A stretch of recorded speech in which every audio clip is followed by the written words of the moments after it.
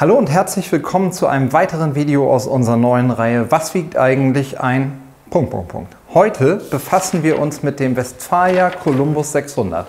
Uns gestärkt, noch einen kleinen Cappuccino getrunken und jetzt gucken wir mal, wie so ein Columbus 600 aufgebaut ist und was er wiegt. Geparkt haben wir den ganz praktisch schon hier vorne vor der Tür. Das ist das gute Stück. Wir haben einen Westfalia Columbus 600 und bevor wir mit den Gewichten loslegen, können wir ja mal kurz einen Blick drauf werfen, was hier vor euch oder vor mir steht. Vorsicht, Stufe, genau. Also, ein Columbus 600D, das heißt 5,99 Meter lang. Wir haben das Aufstelldach drauf, wir haben das Maxi-Chassis mit drin, wir haben insgesamt relativ viel Ausstattung. Auf der anderen Seite auch noch eine Markise und auch noch eine Anhängerkupplung. Das heißt insgesamt einfach viele wichtige Sachen. Und wir werfen jetzt mal einen Blick in das Auto. Ich sage euch, was der Wagen wiegen dürfte. Dann fahren wir gemeinsam zur Waage und wiegen, was er real wiegt. Und dann schauen wir mal, ob das deckungsgleich ist und ob das Auto das Togo-Gewichtssiegel bekommt oder auch nicht. Bevor wir reingehen, zeigt Chris euch noch ein paar schicke Eindrücke, wie der Columbus 600 aussieht. Dabei wünsche ich euch viel Spaß und bis sofort.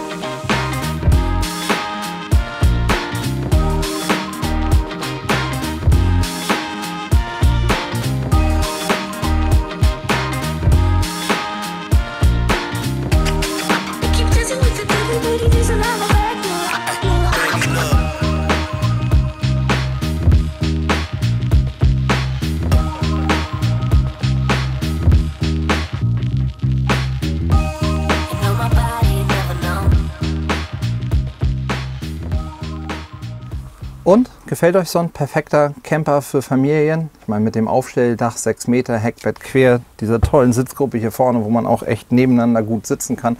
Schon ein cooles Auto. Wollt ihr mehr über den Columbus 600 wissen? Dann verlinken wir euch jetzt oben links in der Ecke das Video zum Columbus 600 mit Aufstelldach, was wir bei Westfalia im Werk gedreht haben. Da seht ihr ein bisschen, welcher andere Polsterstoff möglich ist, wie das mit dem Aufstelldach ist. Und dann nehmen wir alle Maße und Daten, so wie sich das für so ein ausführliches Video gehört. Heute befassen wir uns aber vor allem mit dem Gewicht, weil eins kann man gleich vorweg sagen, egal wie die Gewichtsbilanz ausgeht, 6 Meter, Aufstelldach, großes Chassis, Markise, Anhängerkupplung, das ist und bleibt ein schweres Auto. Wir prüfen heute, ob die Gewichte stimmen, aber ich kann euch von vornherein sagen, bei 3,5 Tonnen ist das knapp, wenn nicht unmöglich. Da muss man so ein bisschen gucken, wie man selber ausstattet. Ja, was haben wir hier stehen? Ich habe mir extra mal die Ausstattungsliste von dem Auto mitgenommen. Wir haben einen Westfalia Columbus 600D. Der Wagen hat, so wie er hier steht, 160 PS als Motorisierung und auch die 9-Gang-Automatik von Fiat. Das heißt, wir haben schon relativ viel Ausstattung mit dem Maxi-Chassis mit dabei. Die schweren Dinge, um mal grob über die Liste zu fliegen, das Chassis Plus Paket von Westfalia wiegt 48,5 Kilo. Das Maxi-Chassis gibt Westfalia mit 85 Kilo an. Und das ist ein Punkt, der mich immer wieder interessiert. Das habe ich aber bisher noch kein Licht ins Dunkel bringen können. Bei allen anderen Herstellern sind wir immer irgendwo zwischen 40 und 50 Kilo. Da weiß ich nicht genau, wie das ist, aber wir werden ja heute sehen, wie nah wir an den Zahlen dran sind. Das, was sonst noch schwer ist, ist hier das Ersatzrad 25 Kilo, die Markise 30 Kilo und was natürlich ein Riesenklopper ist bei dem Gewicht, ist das Aufstelldach hier oben, was Westfalia mit 100 Kilo angibt. Damit ist es, glaube ich, für ein Aufstelldach sogar noch relativ leicht, weil das ein Westfalia eigenes Dach ist, was speziell für so ein Fahrzeug gefertigt wird und nicht wie bei den meisten anderen Herstellern quasi eine selbsttragende Form ist, die am Ende nur aufs Dach gesetzt wird. Also die Bodenplatte, die die anderen haben, kann man sich gewichtsmäßig hier sparen. Fakt ist aber, wenn man einen Strich unter all diese Dinge zieht, dann haben wir 3.390 Kilo Masse im fahrbereiten Zustand, was natürlich schwer ist. Das kann man ganz klar sagen, bei 3,5 Tonnen Zulassung hätten wir am Ende 110 Kilo rechnerische Zuladung. Das reicht einfach nicht für die Anzahl der eingetragenen Sitzplätze und da muss man ja in der DIN-Norm pro Meter Fahrzeuglänge noch so und so viel Kilo einladen können und pro Person noch so und so viel Gewicht frei haben müssen. Das heißt, das Auto, so wie es hier steht, ist de facto ein Fahrzeug, was aufgelastet werden muss. Wahlweise auf 4 Tonnen oder 4,25 Tonnen. Oder man schraubt an der anderen Stellschraube und optimiert das Gewicht, zum Beispiel durch Verzicht auf Anhängerkupplung oder Markise oder das vollwertige Ersatzrad oder wir bauen Lithiumbatterien rein. Es gibt unendlich viele Möglichkeiten, entweder das Auto leichter zu machen oder das zulässige Gesamtgewicht nach oben zu setzen. Theoretisch ja sogar gleich ab Werk bestellbar. Wenn man das Auto jetzt so auseinander nimmt und sagt, wir haben eine rechnerische Masse im fahrbereiten Zustand von 3.390 Kilo. Westfalia ist einer der letzten Hersteller, die Stand heute noch das Frischwasser mit 100 Kilo, also mit vollem Frischwassertank angeben. Fast alle anderen Hersteller haben ja eine Wasserfüllstandsmenge für den Fahrbetrieb von 20 oder 30 Litern. Das heißt, heute sind noch 100 Kilo drin, aber ich habe Leuten hören, dass zur kommenden Saison auch das bei Westfalia geändert wird. Also schaut euch wirklich bei eurem Auto dann genau an, wie ist das in den Prospekten angegeben, weil voraussichtlich die Autos leichter werden. Es wird aber de facto nicht leichter, sondern es ist einfach nur weniger Wasser reingerechnet.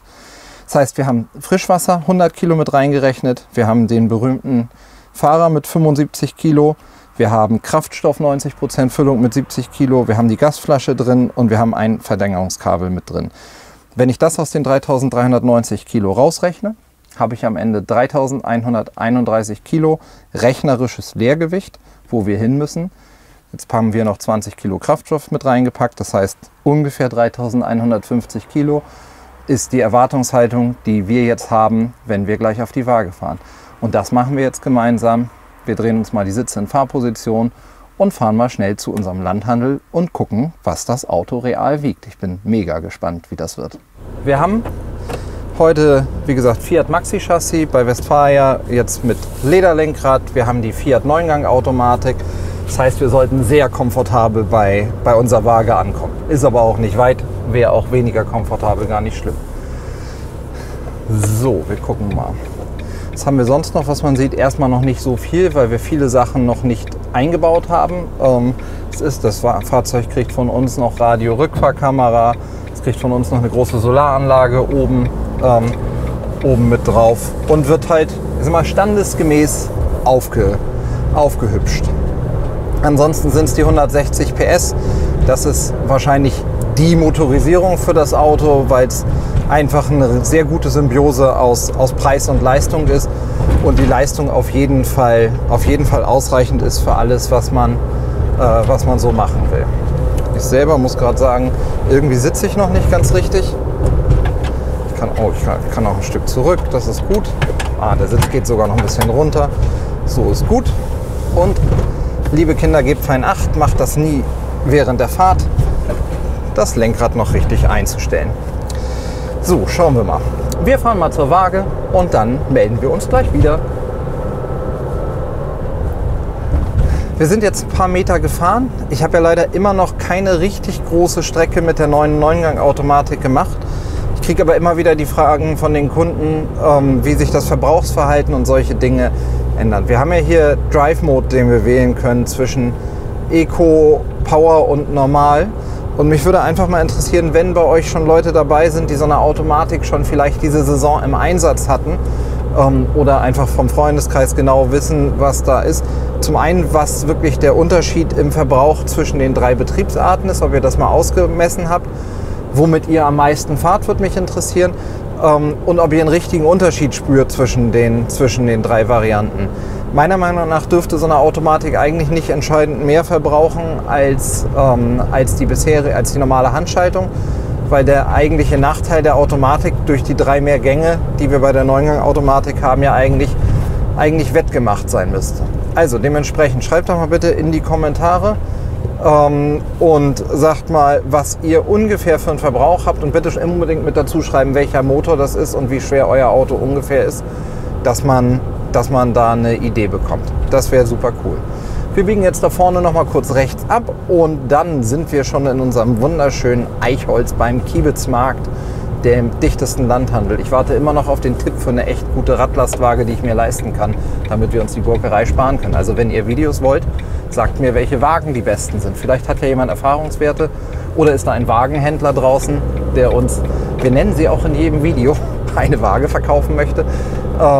Ja, vielen Dank. Wir sehen uns gleich. Perfekt, wir müssen nicht mal warten.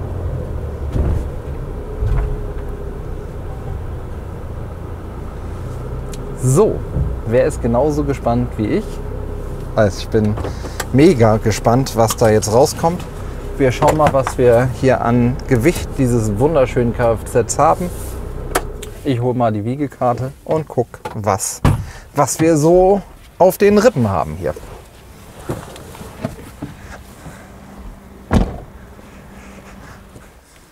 Wir haben ein Ergebnis. Ja, wir haben das Auto ja gewogen, ihr wart ja kurz mit dabei. Also das Auto, so wie es jetzt hier steht, hat ein Leergewicht, ein echtes Leergewicht. Keine Menschen drin, kein Wasser drin und einfach nur die 20 Liter Kraftstoff drin, die wir mit einfüllen, von 3,12 Tonnen. Das heißt, wenn ich jetzt die 20 Liter Kraftstoff noch rausrechne, etwas über 3,1 Tonnen, echtes Leergewicht für einen Columbus 600D mit relativer Vollausstattung. Wo wollten wir hin? Also das heißt, wo wollten wir hin oder was haben wir erwartet? 3131 Kilo wäre das rechnerische Leergewicht gewesen. Das heißt, auch beim Westfalia Columbus 600D, genau wie beim Lastrada Regent und genau wie beim, was hatten wir noch, Pössl Summit 640 Prime, können wir an dieser Stelle frohen Mutes und voller Zuversicht das grüne Togo Gewichtssiegel mit vergeben, weil das Gewicht einfach stimmt. Das heißt, wir haben hier ein Auto, wir sind nicht ganz so weit weg vom erwarteten Gewicht wie bei den anderen beiden, aber wir haben weniger Gewicht, als man sich errechnet hat.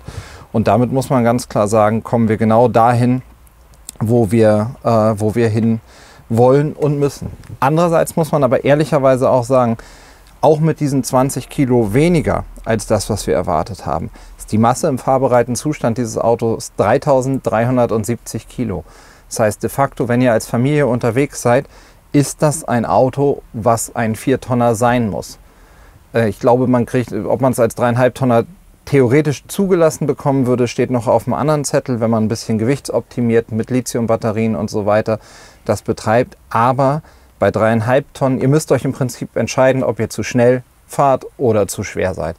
Das heißt, das Auto technisch gesehen muss die Beratungsempfehlung ganz klar in die Richtung gehen.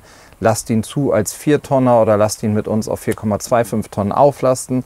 Dann seid ihr sorgenfrei unterwegs, dann könnt ihr ein Kind mit Freunden, dann könnt ihr eure eigenen Kinder mitnehmen, dann könnt ihr noch Stand-Up-Pedalboards hinten reinpacken, machen, was immer ihr wollt. Faktisch, das Auto hat genau das Gewicht, was es haben soll. Es ist perfekt, wir haben jetzt von jeder Marke ein Auto mal testweise gewogen. Ich bin super happy, dass alle drei Marken das mit richtigen Gewichten machten. Das habe ich ja schon mal gesagt, hatte ich nicht ganz so erwartet. Aber Daumen hoch Westfalia, Daumen hoch Lastrada, Daumen hoch Pössl. Und wir werden euch trotzdem weiterhin kontrollieren. Also bleibt dabei, wir schnappen uns immer mal wieder ein Auto und machen das. Ja, ich hoffe, das Video war für euch interessant. Mir hat es auf jeden Fall eine Menge Erleuchtung gebracht. Ich wünsche euch viel Spaß bei den weiteren Videos und wir sehen uns dann gleich im nächsten Video.